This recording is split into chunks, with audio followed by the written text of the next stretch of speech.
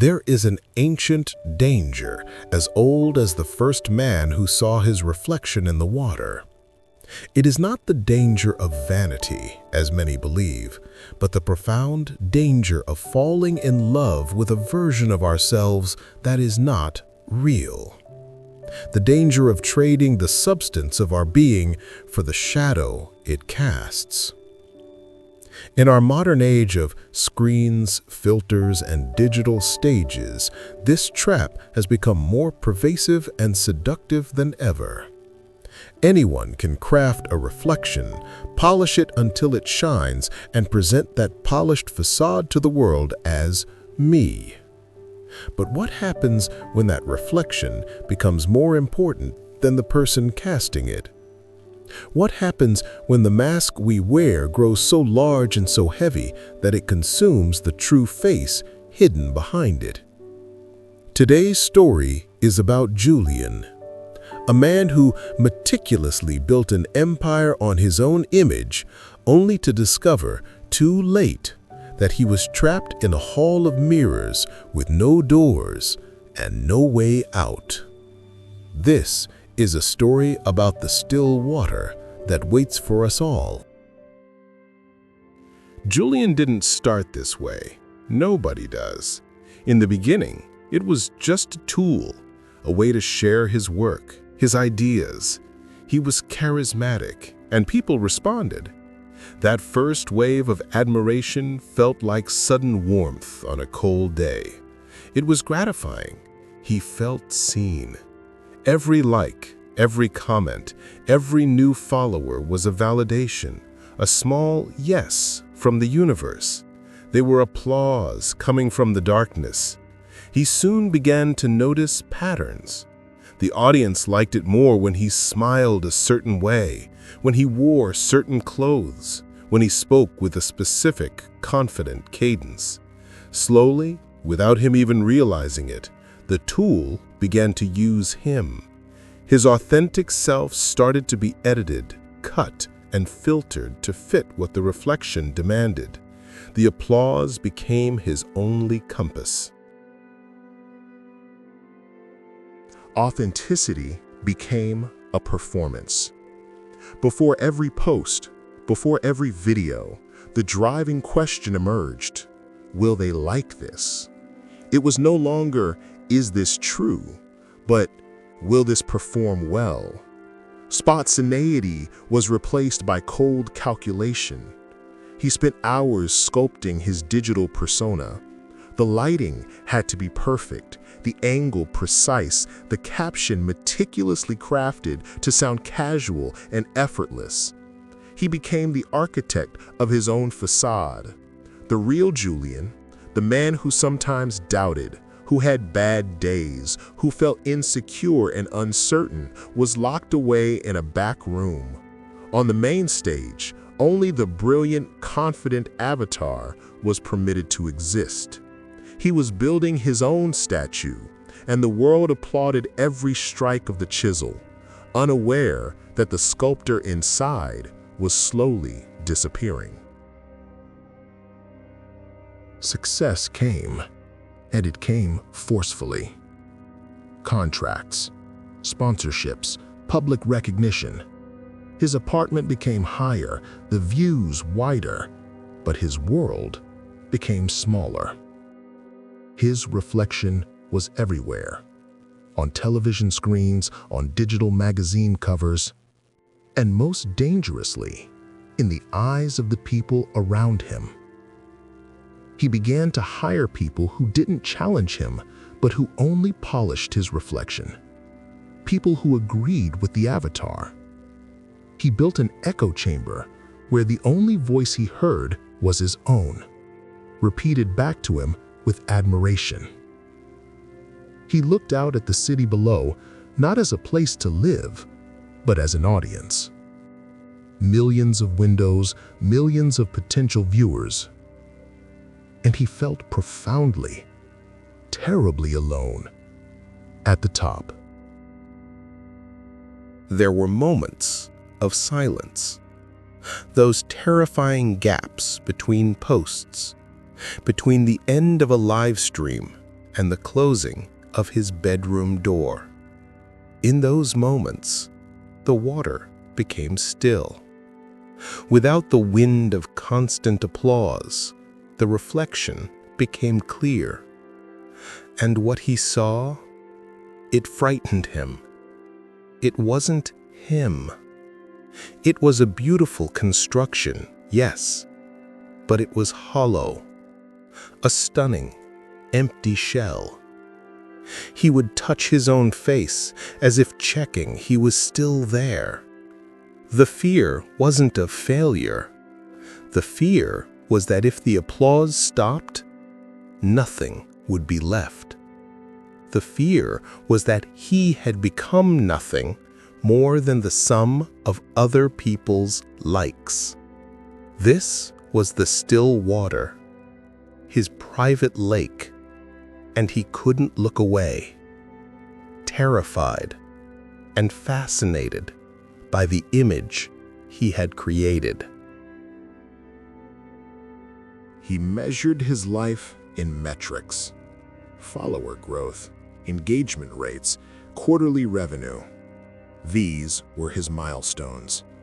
Every award, every million subscriber plaque was another nail fixing the mask in place. He confused acclaim with affection. He confused influence with intimacy. When he sat in that room, surrounded by the physical proof of his digital success, he should have felt fulfilled. Instead, he felt an echoing void. The trophies were cold to the touch. They couldn't offer warmth. They couldn't listen to his doubts. They were just reflections of a past light.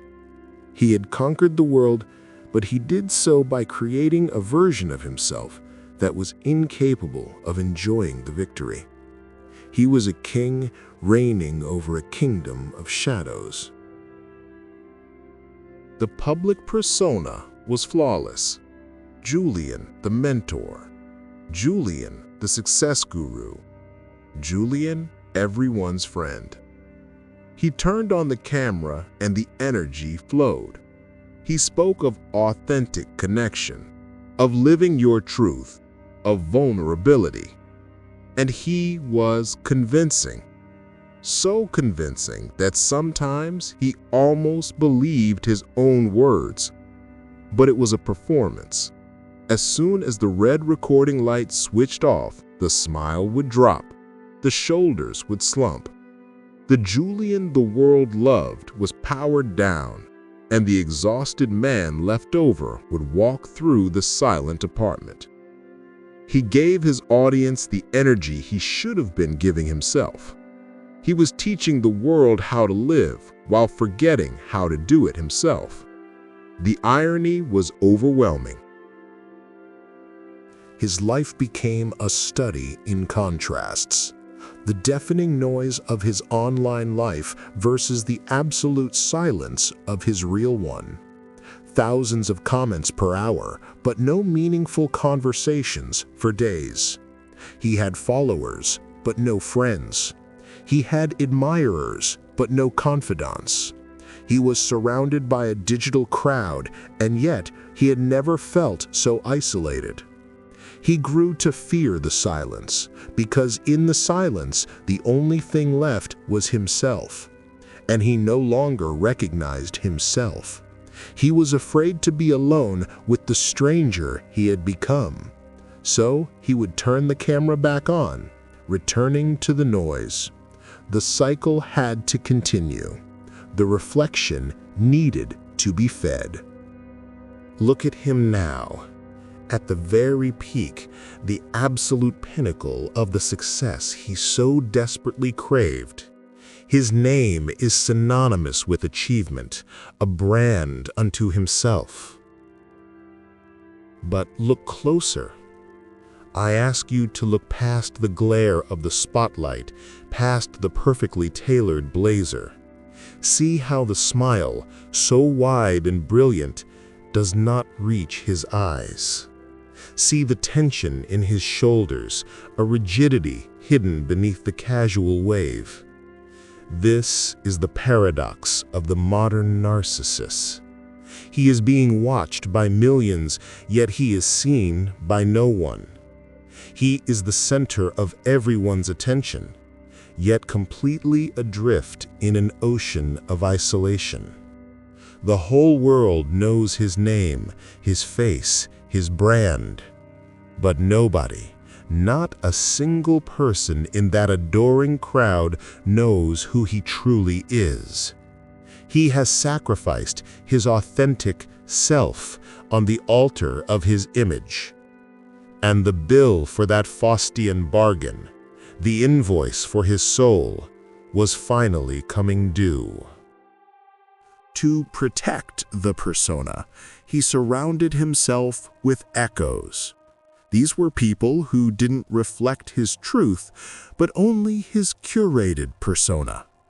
His assistant was the chief echo. She was ruthlessly efficient, not at supporting him, but at maintaining the brand. She didn't see him, she saw the asset. She didn't offer advice, she provided metric reports. When he asked, "How am I doing?" she wouldn't look at his tired eyes. She'd look at the analytics monitor and say, "Today's engagement is up 15%. She was the voice of his echo chamber, the modern nymph who could only repeat the last words of his success. He mistook this for loyalty, for efficiency. In reality, it was assisted isolation. She was the guardian of his reflection, the high priestess of his image, and together they built a fortress that ensured nothing real, nothing messy could ever get in. But the real world, the one he had abandoned, tried to reach him. Alex, a friend from childhood, someone who knew Julian before the reflection, tried to call. Once, twice. He left messages, his voice an artifact from a forgotten life. "Man, you seem different. Let's just get coffee like the old days." To the Julian persona, this message was not an invitation, it was a threat. The old days Julian was weak, unpolished, unprofitable. Alex didn't want to see the avatar, he wanted to see his friend, and the friend was no longer available. Julian stared at the name on the screen, a ghost from another life. He felt a brief, sharp flicker of something. Nostalgia? Guilt? It was quickly suffocated by the cold voice of the persona. He wouldn't understand. He's part of the past. And the phone continued to ring unanswered until the silence of the penthouse returned. He chose the reflection over the reality. He chose the validation of millions of strangers over the messy, imperfect connection of one true friend. This is the critical turning point. It is the moment Narcissus leans so far over the lake that he can no longer see the shore behind him. The digital world, with its clean lines and predictable rewards, became his real world. The real world, with its demands and its unpredictable emotions, became an inconvenient distraction. He replied to hundreds of fan comments that night, each response carefully crafted to maintain engagement. "You guys are my family," he typed, his fingers moving quickly. But he ignored the call from the person who actually was. He was so busy being loved by everyone that he had become completely incapable of loving anyone. He had become a void. He began to see himself as others saw him. Even when he was completely alone, the performance continued. He would look in the mirror while brushing his teeth and not see himself. He would see his avatar. He would analyze the camera angles, the lighting, the small flaws that needed to be hidden or filtered. He lost the ability to simply be. everything became a potential piece of content. A moment of sadness wasn't something to be felt and processed. It was something to be shared in an aesthetic, relatable way.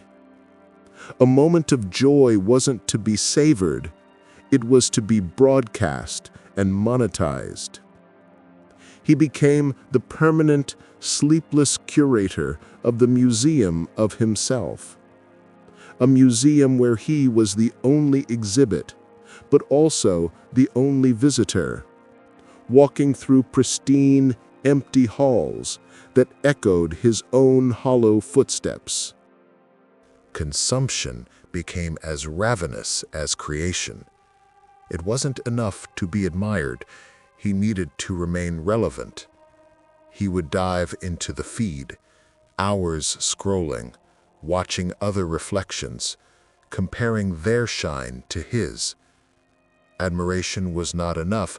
He needed to ensure his reflection was the brightest, the most clever, the most followed. It became a silent, relentless, and exhausting competition. But comparing shadows is a game with no winner. It only increases the hunger, the anxiety. The still water of his lake didn't just reflect, it demanded. It demanded more time, more energy, more of him. And he gave it, willingly, emptying himself drop by drop, day by day, to keep the water level high, desperate to ensure his perfect reflection would never waver or fade. One day, he got stuck. Literally, stuck in traffic. The rain lashing against the windshield. His phone battery, his lifeline, was dead. There was no camera, no screen, no feed, just him, the sound of the rain, and the anonymous red glow of taillights. The silence in the car was deafening.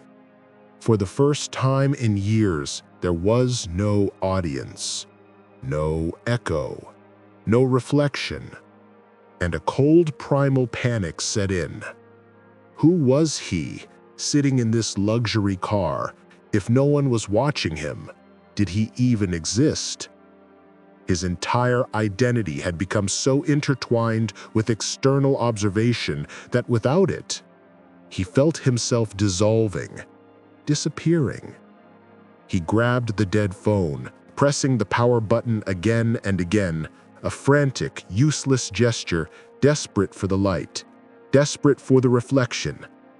But the screen remained black. It was the black mirror. The dead phone became his final, unforgiving lake, and in its dark, unresponsive surface, he did not see the polished avatar.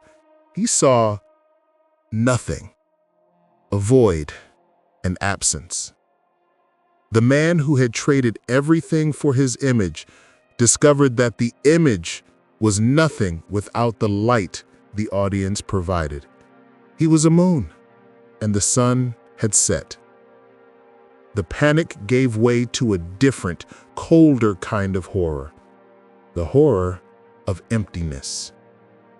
He realized, in that car stalled in the rain, that the Julian his friend Alex was looking for was dead, murdered by the persona.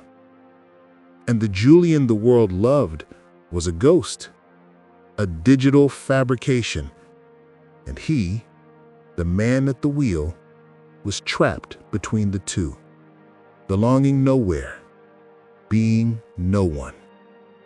He finally got home, but it wasn't a home. It was a studio, a set, a stage. He didn't turn on the lights. He let his jacket fall to the floor. He sat on the cold marble, leaning his back against the cold glass of the floor-to-ceiling window, and finally let the silence in. And in the silence, he wept. not the performative, single tear for the camera kind of sadness. These were real, bitter, racking sobs for a man he barely remembered being. He wept for the friend he ignored, for the conversations he never had, for the years he wasted polishing a statue instead of living a life. He wept because he realized he had spent his entire life leaning over a lake, admiring a shadow. And now, finally, he had fallen in, and the water was cold and dark, and he was completely alone. The legend of Narcissus tells that he withered away, unable to leave his reflection, and turned into a flower. The modern death is not so poetic. It is a death of the soul. Julian didn't die. He simply stopped. His digital empire continued to run on autopilot for a while. Scheduled posts, automated replies. His echo, the assistant, kept the machine running, a testament to its efficiency. But the man behind it, the ghost in the machine, was gone. He had become the flower that grows at the lake's edge, something to be looked at, admired, and photographed, but incapable of looking back. He had become his own reflection, beautiful, polished, admired, and completely, terrifyingly motionless. Trapped in the digital amber of his own perfect creation, unable to move, unable to connect, unable to live. Recovery is not a singular event. It is a slow, painful process. For Julian, it began with mess. It began by allowing his real, imperfect, chaotic life to invade the pristine studio. The ring lights were unplugged, their perfect circles of light extinguished and stored away. The cameras were put in boxes. He canceled his public appearances. His feed, once a torrent of content, went silent. The digital world panicked. Where is Julian? The speculation was rampant. But for the first time in his adult life, their noise didn't worry him. He was busy. He was busy trying to find himself. He was learning to live in the uncomfortable, quiet space between his old, shining reflection and his uncertain, unfiltered future. He was learning to tolerate himself. His first act of rebellion against the persona wasn't a grand speech or a dramatic video. It was a small, quiet text. A message sent from a new, simple phone to the friend he had ignored. "Alex, it's Julian. Are you free for that coffee?" His thumb hovered over the send button, trembling. The persona, now a dying voice in his head, screamed at him that it was a mistake, that it was weakness, that Alex would see him as a fraud, a failure. He pressed the button. It was the most terrifying and the most real thing he had done in almost a decade. It wasn't for an audience. It wasn't for likes. It was just for one person. And when the reply came, almost instantly, "Of course, man, it's good to hear from you," Julian realized that real connection didn't require perfection. It just required presence. They met in a simple, quiet coffee shop, far from the city lights. No one recognized him. There were no cameras, no fans. Just two people at a worn wooden table. The conversation was awkward at first. Julian had to physically resist the urge to perform, to be charismatic. He had to learn to listen without thinking of his next line.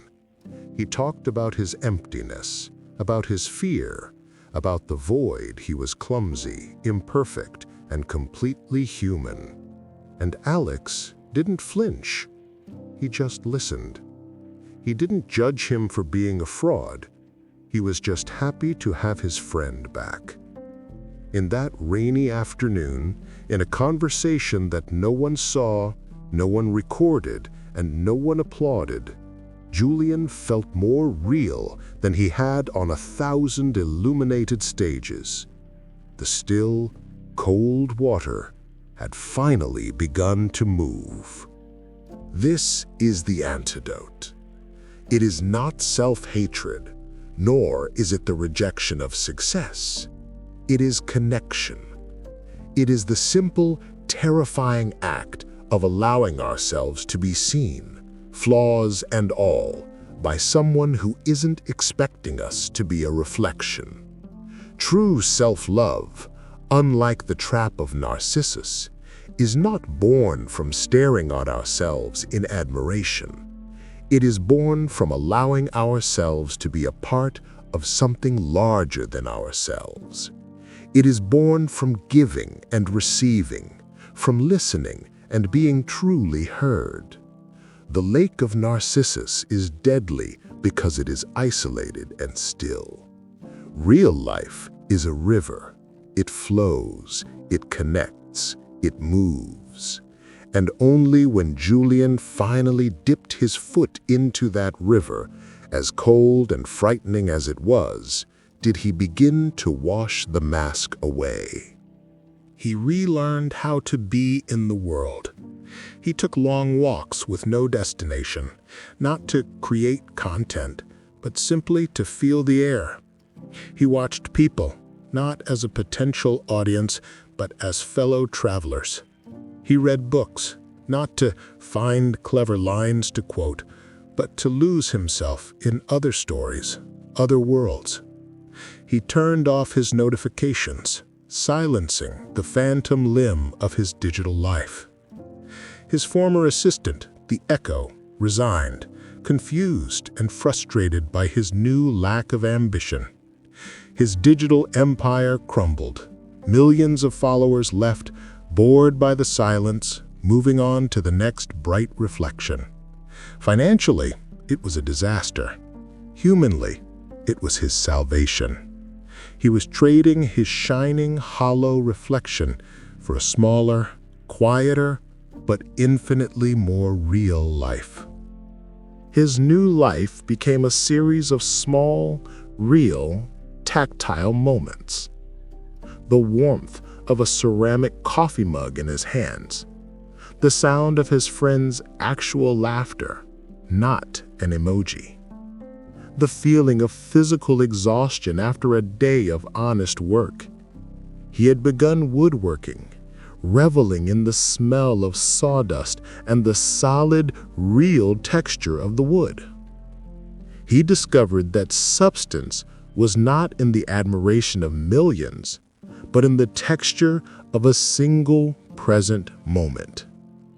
His worth was not determined by his online engagement, but by his ability to be present in his own life.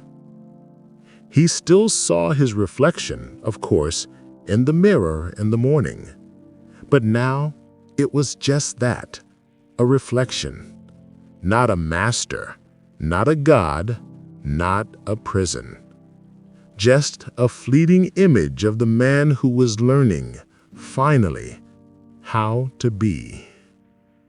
He sold the apartment in the sky, the echo chamber, the stage, the beautiful, empty box.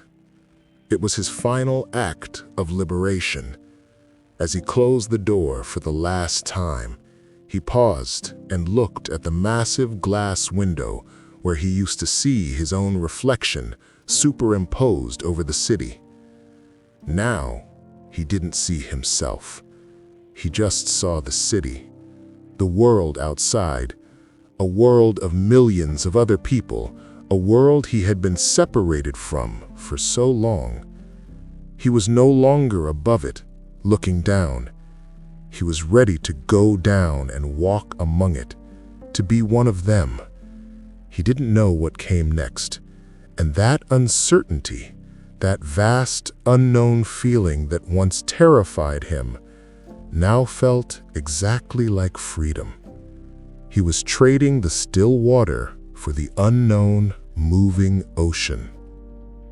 And what of his digital reflection, the perfect avatar? It remained there, frozen in time, a digital archive of a person who no longer existed, a ghost in the machine. His millions of followers eventually moved on, finding a new, shiny reflection to admire, a new persona to idolize. Because the digital crowd, in its hunger, does not love the person, it loves the idea. And ideas are easily replaced. Julian's fade into online obscurity wasn't a tragedy, it was his greatest victory. It was the final proof that he had escaped the lake.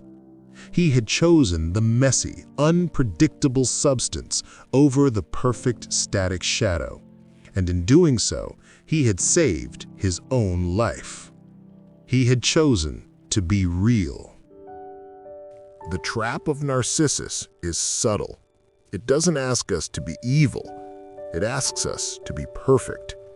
It asks us to trade the messy, complicated, contradictory truth of our humanity for a clean, simple, admirable image.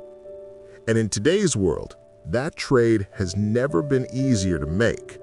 We all carry a black mirror in our pockets, a personal lake in the palm of our hands. We all feel the pull of the reflection, the temptation to edit our lives, to filter our sorrows, to broadcast our victories, to present ourselves not as we are, but as we wish we were. But authenticity does not live in the reflection.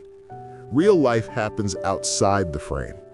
It happens in the difficult conversations, the unfiltered moments, the private failures, and the quiet, unbroadcasted joys. It happens where the camera isn't rolling.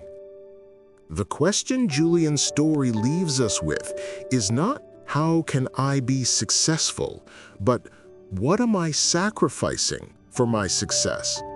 It's not how can I be more loved by strangers, but who am I when no one is applauding? This is the critical query of our time. We are all pressured to become architects of a public self, but we often forget to inhabit our private one.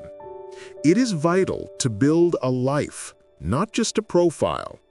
A profile is a two-dimensional highlight reel, optimized for quick consumption. A life is a three-dimensional, complex, and often difficult experience. A profile seeks engagement. A life seeks connection. A profile fears flaws. A life grows from them, finding its texture in the imperfections. Because in the end, when the noise fades and the lights go out, the only person you have to live with is yourself. You would better recognize that person in the mirror. You would better hope there is still someone real, someone substantial, left behind the mask. The choice, every single day, is between being a person and projecting a persona. Are you building a resume for the world, or are you building a home within yourself? Do not fear your reflection.